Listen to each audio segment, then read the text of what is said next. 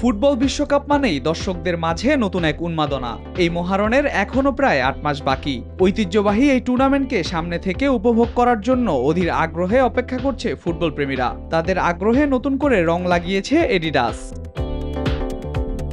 প্রথমবারের মতো ৩২ দেশের বদলে ৪৮টি দেশ নিয়ে শুরু হতে যাচ্ছে ২০২৬ ফুটবল বিশ্বকাপ। এখন পর্যন্ত সরাসরি খেলার যোগ্যতা অর্জন করেছে ২৮টি দেশ। এর মধ্যে এই মহারণের জন্য গতবারের বিশ্বকাপ জয়ী আর্জেন্টিনা সহ মোট ২২টি দেশের জার্সি উন্মোচন করেছে এডিডাস।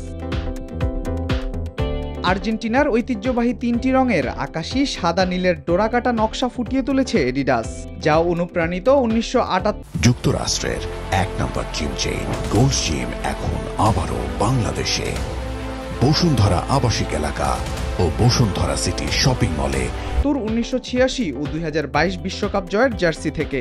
বুধবার জার্সিগুলো আনুষ্ঠানিকভাবে উন্মোচন করে জনপ্রিয় প্রতিষ্ঠানটি। নতুন এই জার্সি পরেই ২০২৬ বিশ্বকাপে খেলবে গতবারের চ্যাম্পিয়নরা।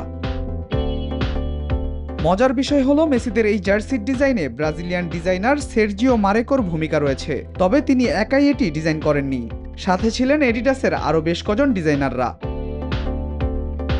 এডিডাসের প্রকাশ করা ২২ দেশের জার্সির মধ্যে জার্মানি ও স্পেনের জার্সিও রয়েছে। আগামী বছরের ১১ জুন থেকে শুরু হওয়া ফিফা বিশ্বকাপ দলগুলো এই জার্সি পরে মাঠে নামবে। আল মাহমুদ ফাহিম, নিউজ 24।